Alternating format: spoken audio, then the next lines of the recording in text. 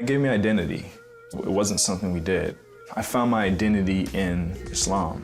It defined who I was. I was told what was expected of me. It was very clear. Raised in a strict Islamic home, Tawfiq Katman did his best to be a good Muslim, but he never felt he measured up. I remember looking up to the sky as a child and just feeling like I was never doing it right. I wasn't praying the right way. I didn't know all of the verses to the surahs and the prayers that we were supposed to be praying. And this is who I am. Like, if this defines who I am and I'm not doing it right, then who am I? What am I? There must be something wrong with me.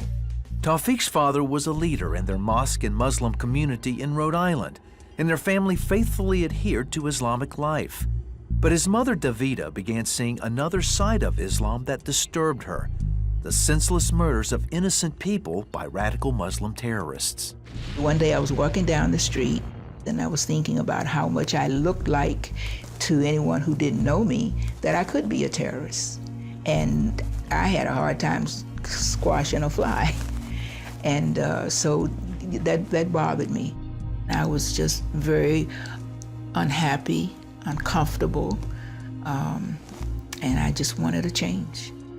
Davida soon got her chance to break away from Islam. Crime had been increasing in the neighborhood, and Davida and her husband agreed that she would move Tawfiq and 3 of his siblings to San Antonio, Texas. Duty-bound by the mosque, Tawfiq's father stayed behind. For Davida, the time for change had come. When I walked away from Islam, I didn't walk away from Islam into something else. I walked away into nothing. Then she started attending a Christian church with a friend. Eventually, Davida accepted Jesus Christ as her Savior. She hoped her children would follow, but was met with much resistance. To let go of Islam is to let go of my identity. It's to let go of my father. It's to let go of my friends and everything I knew. And to being taken to this church where they were telling me to believe all the stuff that I had been told all my life is idolatry and blasphemous and hell-worthy was no easy task. Reluctantly, Tawfiq went to church with his mother, but a resentment towards her and God began to grow.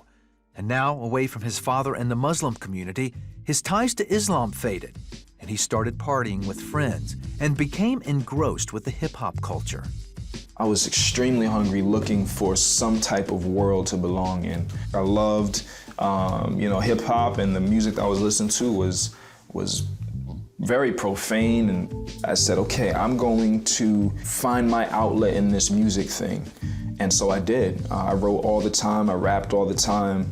I would sneak out of my house, go to parties. I was smoking cigarettes in the backyard. I would get weed from school. His mother knew the best thing she could do was pray.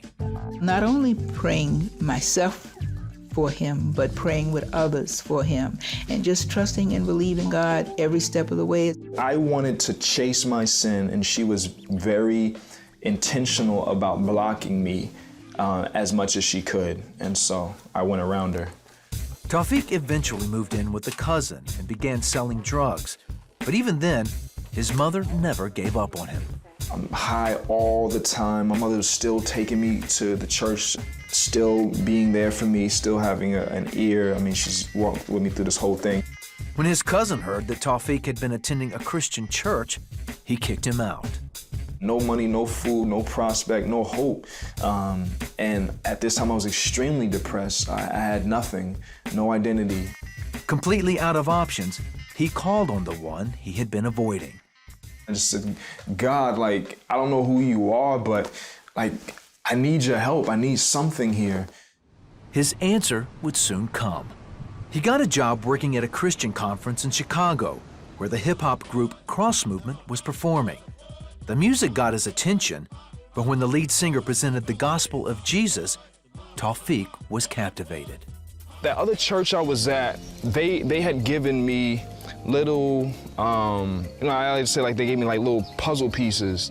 You know, when you're putting a puzzle together, you need to see the box so you can see the picture.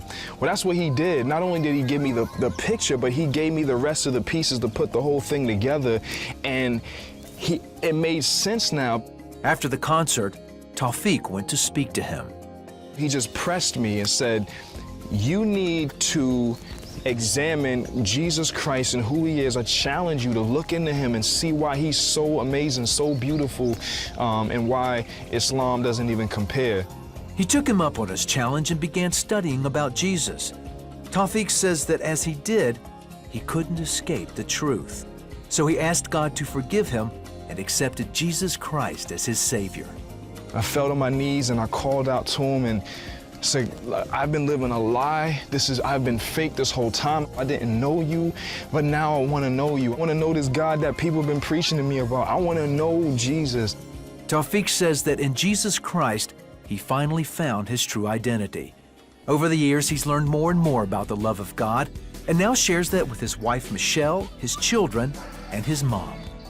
I am so grateful for what God has done in his life and is doing in his life, what he's allowing God to do in his life, what I'm seeing in his family, with him as a husband, as a father. He's a mighty man of God. He really is.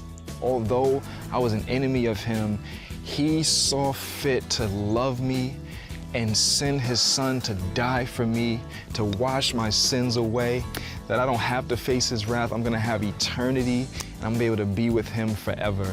I am thankful to be a recipient of grace, to be a vessel of mercy. I'm thankful to be saved.